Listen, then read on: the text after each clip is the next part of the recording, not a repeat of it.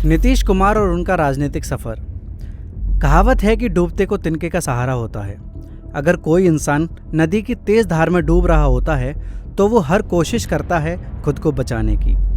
कुछ ऐसा ही हाल बिहार के मुख्यमंत्री नीतीश कुमार का भी है। अब इसे सत्ता का लालच कहें या उनकी और बिहार की किस्मत, एक बार फिर से नीतीश कुमार ने भारतीय जनता पार्टी का साथ छोड़कर महागठबंधन का दामन थाम लिया और अपनी सरकार बचा ली, या यूं कहें कि अपनी सरकार बना ली। अब उनके इस कारनामे की वजह से फिर से राष्ट्रीय जनता दल के मुखिया श्री लालू प्रसाद यादव की 2017 में कही गई पलटू राम वाली बात याद आती है। साल 2015 के विधानसभा चुनाव के नीतीश कुमार की पार्टी जनता दल यूनाइटेड ने आरजेडी और कांग्रेस की अगुवाई वाली महागठबंधन के साथ चुनाव लड़ा और जीता। लेकिन इसके ठीक 2 साल बाद ही उनके बीच का ये प्यार खत्म हो गया, जब नीतीश कुमार ने फिर से बीजेपी के साथ जीने मरने की कसम खाते हुए उसका हाथ थाम लिया और फिर से बन बैठे बिहार के मुखिया। खैर, 2017 में महागठबंधन को छोड़ने पर लालू यादव ने उन्हें एक बड़ा ही अतरंगी सा नाम दिया, पलटू राम। उन्होंने कहा कि भारतीय इतिहास में नीतीश कुमार ने अनेक बार फैसले बदले हैं, वो भारतीय राजनीति के पलटू राम हैं। बिहार की राजनीति ने एक बार फिर से करवट बदल ली है। इस बार लालू यादव के पलटू राम ने फिर से अपनी महबूबा बदल दी है, यानी नीतीश कुमार ने एक बार फिर से भारतीय जनता पार्टी का साथ छोड़ महागठबंधन का साथ पकड़ लिया है और फिर बन गए हैं बिहार के मुख्यमंत्री। वैसे इस बार उन्होंने बिहार के मुख्यमंत्री के तौर पे 8वीं बार शपथ ली है। आइए एक नज़र डालते हैं नीतीश कुमार और उनके राजनीतिक सफर पर। इंजीनियर से राजनेता।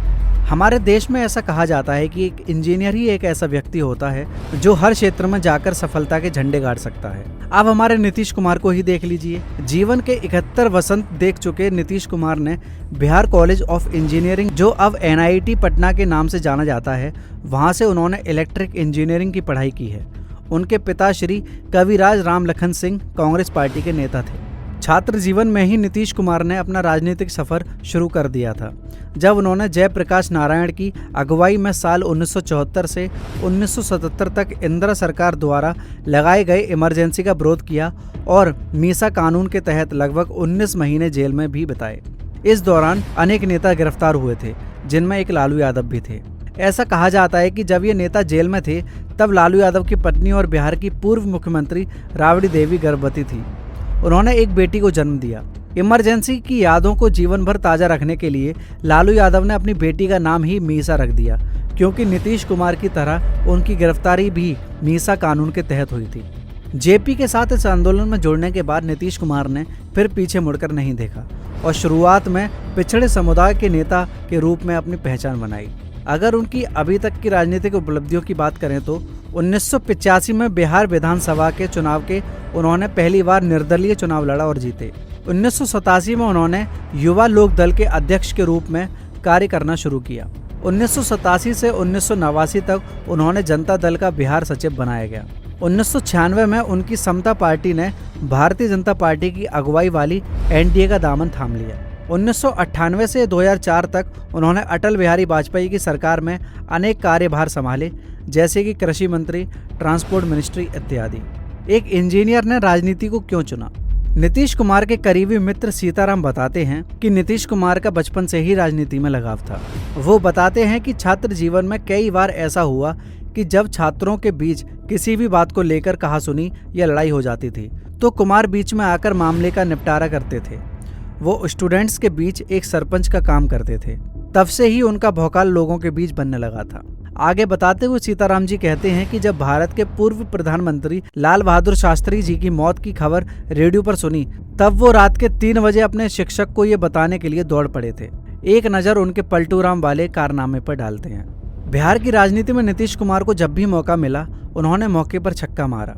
आम भाषा में समझें तो कहे से पलट गए, किए से मुकर गए। साल 2000 में 324 विधानसभा सीट वाले बिहार चुनाव में नीतीश कुमार ने बीजेपी NDA के साथ चुनाव लड़ा और पहली बार बिहार के मुख्यमंत्री के रूप में शपथ ली।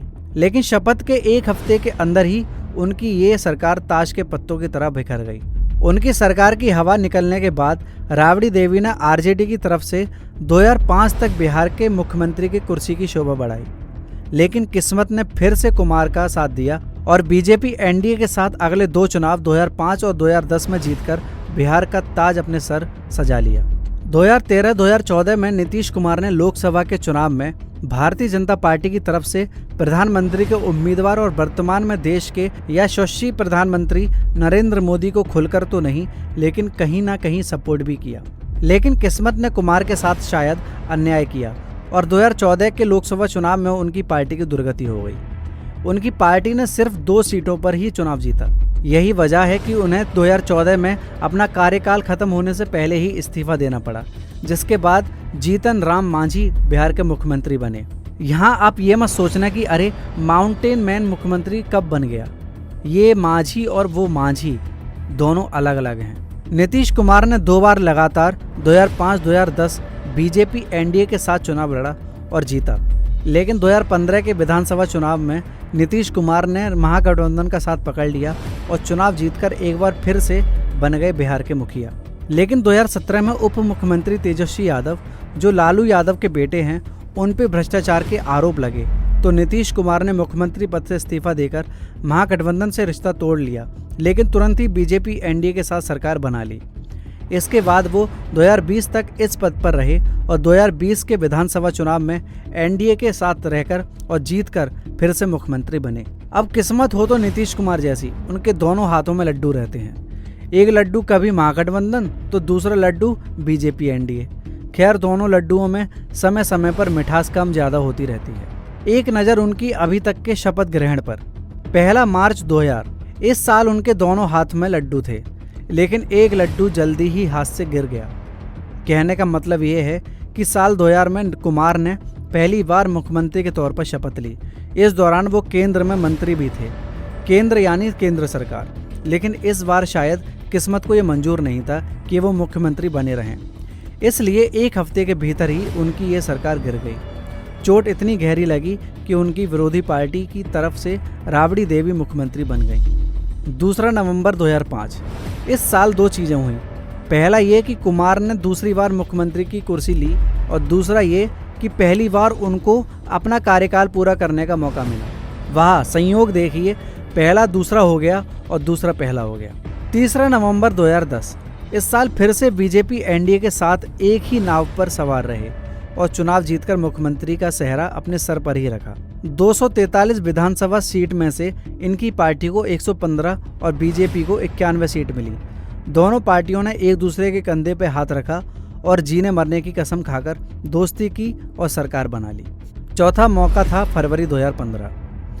2014 के लोकसभा चुनाव में अपनी पार्टी जनता दल यूनाइटेड के बुरे प्रदर्शन का जिम्मा अपने सर लेकर इस्तीफा देने वाले नीतीश कुमार ने फिर से फरवरी 2015 में कुर्सी संभाल ली और जीतन राम मांझी को सत्ता से बाहर कर दिया। 5 नवंबर 2015, इस साल हुए विधानसभा चुनाव में नीतीश ने महागठबंधन के साथ दांव खेला और बाजी मारकर बड़े बहुमत से सरकार में वापस आए। 6 जुलाई 2017, महागठबंधन के साथ बेवफाई करके रिश्ता तोड़ लिया और पद से इस्तीफा देकर सरकार गिरा दी, लेकिन 24 घंटे के अंदर ही अपने पुराने साथी एनडीए के साथ मिलकर वापस सरकार बना ली। 7 नवंबर 2020, 16 नवंबर 2020 को नीतीश कुमार ने एक बार फिर से मुख्यमंत्री पद के लिए शपथ ग्रहण की। इस साल हुए विधानसभा चुनाव में एनडीए और उनके सहयोगी पार्टियों के साथ मिलकर चुनाव जीता। जेडीयू को सिर्फ 43 सीट जबकि बीजेपी को 71 सीट से संतोष करना पड़ा। बहुमत ज़्यादा नहीं थी, लेकिन सरकार बनाने के लिए काफ़ी थी।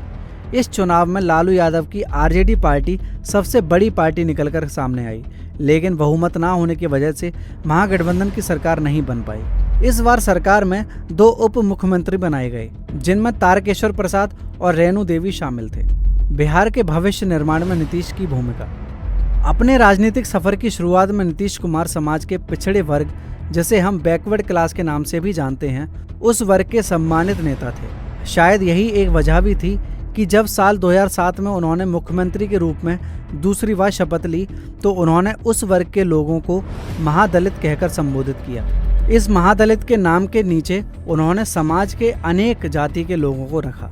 इसके लिए कुमार ने राज्य महादलित कमीशन की शुरुआत भी की, लेकिन ध्यान देने वाली बात यह है कि इस वर्ग से उन्होंने पासवान समुदाय के लोगों को बाहर रखा, जिससे रामविलास पासवान गुस्सा हुए थे। उन्होंने कहा था कि दलितों को इस तरह विभाजित करना संविधान के खिलाफ है, लेकिन नीतीश अपने फैसले पर अड़े रहे। इसके बाद से कुमार ने दलितों के हक में अनेक फैसले लिए। उन्हें अनेक तरह की सुविधा दी। नौकरी, भूमि, घर, पक्की सड़क, व्यापार के लिए साधन जैसी अनेक सुविधाएं दलितों को मिलनी शुरू हो गईं। बिहार राज्य में अगर लोगों की माने तो नीतीश कुमार के आने के बाद अपराध पर बहुत हद तक लगाम लगी है। आम जनता के अनुसार पहले की सरकार और नीतीश की सरकार में महिला सुरक्षा के मामले में जमीन आसमान का अंतर आया है। महिलाओं के विकास के लिए भी नीतीश सरकार ने अनेक कदम उठाए हैं। पिछड़ा और अति पिछड़ा समुदाय। राज्य में चुनाव के दौरान धर्म से ज्यादा जाति का प्रभाव रहता है। नीतीश कुमार भी इस बात को अच्छी तरह से जानते हैं। पिछड़े और अति पिछड़े समुदायों के लोगों का वोट अपनी तरफ करने के लिए भी उन्होंने अनेक कदम उठाए हैं। कर्पूरी ठाकुर, जयनारायण निषाद जैसे पिछड़े समुदाय के नेता तो अब नहीं रहे, लेकिन उनकी अनुपस्थिति में अलग अलग जातियों का अलग अलग प्रभाव है। 2014 के लोकसभा चुनाव में इनका बीजेपी की तरह एक तरफा झुकाव देखने को मिला, जब प्रधानमंत्री नरेंद्र मोदी ने खुद चाय वाला संबोधित करके चुनाव प्रचार किया। नीतीश कुमार ने राज्य के हर जाति समुदाय के लोगों को अपने साथ करने के लिए अनेक तरह की योजनाएं शुरू की। पिछड़े और अति पिछड़े समुदाय के छात्रों के लिए छात्रवृत्ति योजना शुरू की है।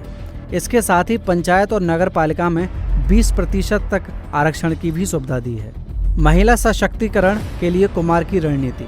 नीतीश कुमार को यह बात बहुत जल्दी समझ में आ गई कि सिर्फ दलित, पिछड़ा और जाति के आधार पर कार्य करना ही उनकी सरकार के लिए सही नहीं है, बल्कि उन्हें महिलाओं के उत्थान के लिए भी कदम उठाने होंगे। महिलाओं का सम्मान उनकी सरकार के लिए काफ़ी फायदेमंद है। उन्हें यह बात समझ में आई थी कि बिहार की महिलाओं की सबसे बड़ी मुसीबत है घरेलू हिंसा, जिसके लिए शराब जिम्मेदार है। बस फिर क्या था, कुमार ने अपने कार्यकाल में एक सबसे उचित फैसला लिया, राज्य में शराब की बिक्री और उसका उत्पादन बंद करके। बहुत कम समय में ही इस फैसले का असर दिखने लगा और घरेलू हिंसा के मामलों में कमी आने लगी। इसके अलावा नीतीश सरकार ने ऐतिहासिक कदम उठाते हुए पंचायत स्तर पर महिलाओं के लिए 50% सीटों पर आरक्षण की सुविधा कर दी। इसके अलावा मेडिकल और इंजीनियरिंग कॉलेज की सीटों पर महिलाओं के लिए 33%, सरकारी स्तर पर भी 33% और राज्य के पुलिस महकमे में 35% आरक्षण की सुविधा कर दी। इसके अलावा अपनी राजनीतिक पार्टी में भी महिलाओं के लिए 1/3 आरक्षण की सुविधा कर दी। सदाबहार बन चुके बिहार प्रदेश के मुख्यमंत्री नीतीश कुमार की जरूरतें और चाहतों का समावेश को समझ नहीं पड़ता। 21 महीने की सरकारी कामकाज के अनुसार अब भाजपा उनके लायक नहीं है, या वो भाजपा के। अपनी अपनी समझ की बात है। ये बात सही भी नहीं कही जा सकती कि प्रदेश के जनादेश के साथ खिलवाड़ किया जा रहा। वैसे इस बात को हम आगे समझने की कोशिश करेंगे।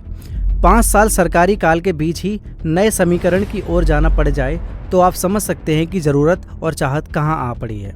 एक नए मुकाम पर जाने के फिराक में ना जाने कितने गुणों और अवगुणों को समेटना पड़े, क्योंकि नीतीश जी की जदयू सिर्फ अपने दम पर सरकार तो नहीं चला सकती। बीते अनगिनत खिलाफी बयानों के बावजूद जदयू राजद कांग्रेस गठबंधन इस बात की गवाही है कि थूक कर चाटने में कोई बुराई नहीं है। आप कैसी भी राजनीति करते हो, हम तो मौका परस्त हैं। बचे कार्यकाल और आने वाली 2024 लोकसभा चुनाव में इसका क्या विकल्प दिखाई पड़ते हैं, तो इस पर चर्चा करने से पहले इंडिया टुडे द्वारा नए गठबंधन बाद किए गए कुछ सवालों के सर्वे से क्या पता लगा, आइए जानते हैं। सवाल: बिहार का अगला मुख्यमंत्री बनने के लिए कौन सबसे उपयुक्त है? तेजस्वी यादव 43%, नीतीश कुमार 24%, पता नहीं, कह नहीं सकते 15% और भाजपा का कोई नेता 19%। अगला सवाल: अगला प्रधानमंत्री बनने के लिए कौन सबसे उपयुक्त है? नरेंद्र मोदी 44%, नीतीश कुमार 22%, पता नहीं, कह नहीं सकते 16% और राहुल गांधी 18%। अगला सवाल: अगर बिहार में लोकसभा चुनाव आज होते तो किस गठबंधन को वोट देते? महागठबंधन को 46%, एनडीए को 41% और अन्य को 13%। अगला सवाल: भाजपा और जदयू की टूट से किसे ज़्यादा फायदा मिलेगा? तेजस्वी यादव 48%, नीतीश कुमार 20%, पता नहीं, कह नहीं सकते 15% और भाजपा को 17%। अगला सवाल: अगर आज बिहार में विधानसभा चुनाव होता तो किस गठबंधन को वोट देते? महागठबंधन को 48%, एनडीए को 31% और अन्य को 21%। बदली सियासी परिस्थितियों के अनुसार नीतीश और तेजस्वी दोनों को फायदा मिलता हुआ दिख रहा है। क्या अब बिहार का यही सच है? सोचने वाली बात तो ये भी है कि क्या लोकसभा में चुनाव में कांग्रेस या फिर ऐसा कहें महागठबंधन एक्सपेरिमेंट करने वाली है? क्या प्रधानमंत्री पद पर दावेदारी ठोंकने वाला सियासी कार बिहार का वर्तमान मुख्यमंत्री हो सकता है, या फिर राहुल गांधी पर सबकी नज़र रहेगी?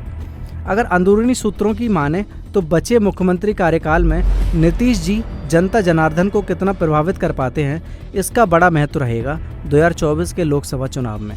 बात चाहे हाँ हो या ना हो, ये बात तो है कि नीतीश जी की इच्छाओं में से एक प्रधानमंत्री बनना तो है, पर इस बात को भी नहीं ठुकराया जा सकता कि जदयू राष्ट्र पार्टी बनने में उतना सफल नहीं हो पाई जितनी ज़रूरत थी। लेकिन महागठबंधन और नीतीश और तेजस्वी इस उम्मीद से लोकसभा में उभरना चाहेंगे कि सेंट्रल पर अपना असर बना सकें, और क्या रणनीति रहेगी ये ध्यान देने वाली बात है। क्या लोजपा सिर्फ एक वोट काटने वाली पार्टी बनी रहेगी, और क्या हर बार से विपरीत आने वाले समय में जातिवाद से ज़्यादा सामाजिक विस्तार की बात होगी? बहुत से ऐसे नाम बाहर आते हैं जिनका अतीत जो कुछ भी हो उनका भविष्य उज्जवल ही होता है, मगर भाजपा में ऐसा नहीं होता। आप सुशील मोदी को ही देख लें। एक बहुत महत्वपूर्ण सवाल है कि बिहार में ऐसा कौन सा चेहरा है, या बिहार के लिए कौन सा चेहरा है जो भाजपा देखना चाहती है, जो भाजपा के तरफ से सही उम्मीदवार होंगे। बहुत से ऐसे सवाल और वैकल्पिक परिस्थितियां हैं और होंगी जो हमें खुले चक्षु से देखने, समझने और जानने के लिए ज़रूरी है और होंगी। आपको क्या लगता है? अपनी प्रतिक्रिया हमें साझा करें।